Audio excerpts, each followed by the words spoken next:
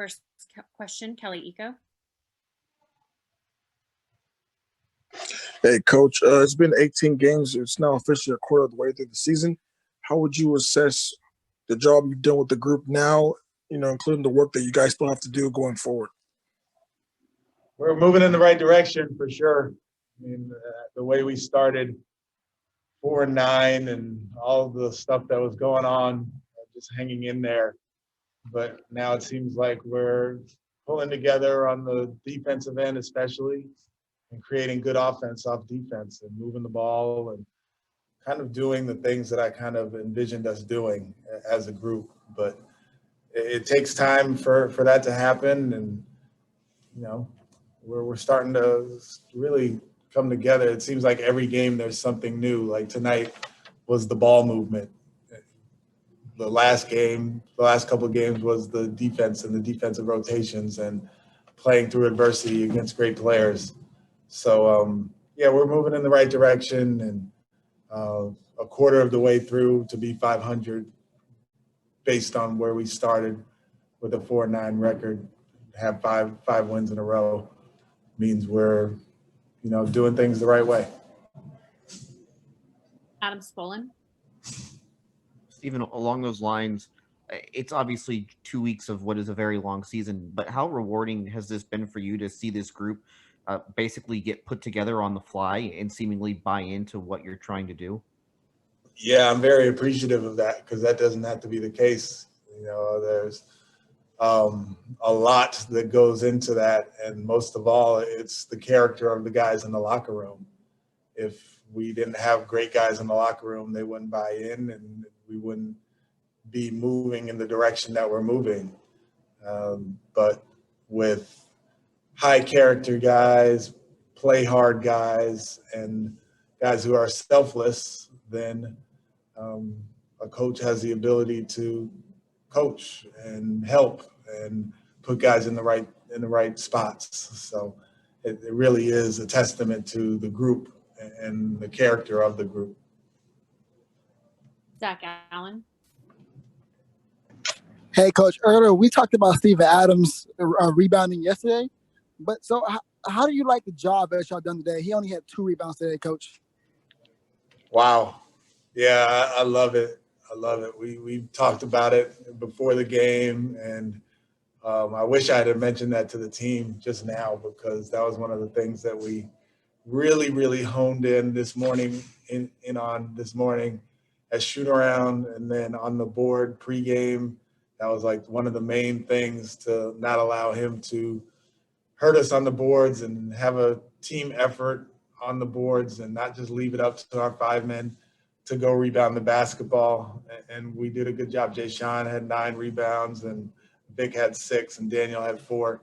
So it was a team effort to keep him off the boards. And that's a good feeling to know that when you focus on something, concentrate on something, have guys who are willing to sacrifice, they will do it. And for him to only have 2 rebounds after having, 21 last night means that we did a good job. Jonathan Fagan. In this run, you've had 2 or 3 guys getting 20, but it's not a team that's about somebody getting 35 and 40.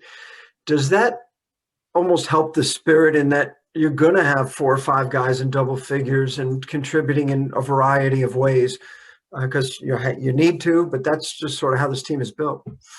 Yeah, it is how the team is built, and we have good spirit as a group right now.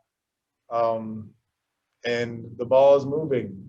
For us to have 32 assists in this game means that guys are passing up good shots to get great shots, and we didn't make all of them, but the selflessness of the group is shining through. And it's just it's a result of the roster that we have and the style of play that we have where there's actions and we're trying to put pressure on the defense. And when we do that, whether it's with a drive or a roll, the first pass is there and the second pass might even be there. And that's kind of the goal. So not really concentrating on who's doing the scoring, but that we are scoring in the right way has been the focus. Brian Bearfield, Coach, this is the second game in a row that you all have come into the second quarter and doubled the opponent up on the points. Is it something that you all are doing coming out of the first quarter to adjust that helps you all the rest of the game? I wish we were starting the games better, really. I mean, I wish we were.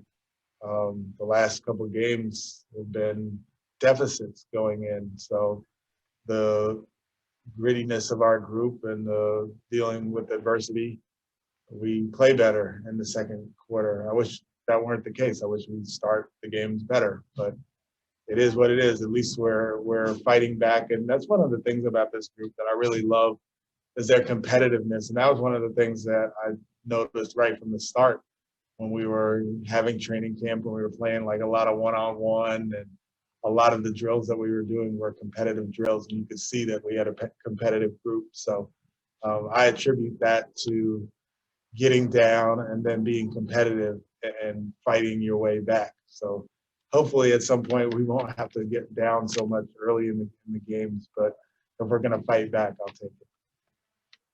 Kelly Eco, Hey, Coach, there was a simple play. I think it was the second quarter where it's a wall with pick and roll and bounce past to Victor. Is that sort of the kind of thing you want to envision with the wow factor, I guess, in film and practice and everything? The wow factor, yeah. We're trying to have multiple ways for those guys to play together, for our guys who put the most pressure on the defense to play together. So setting up situations where we know they're going to switch and we're going to low side screen and roll and have the defense have a decision to make. That's one of our main things. And whether it's having them hit and get it back or playing pick and roll, we do the same thing with Christian and making sure that we can put as much pressure on the defense every possession as possible. And part of that is, John and Vic working together in tandem. Mark Berman,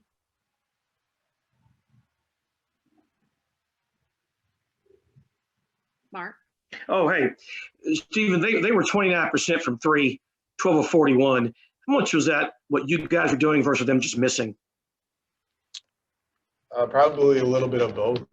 Last night they made a ton of threes and opened up the game with their three-point shooting. That was one of our main focuses today, is not allowing them to have really good looks at the threes where they would have another night like they had last night.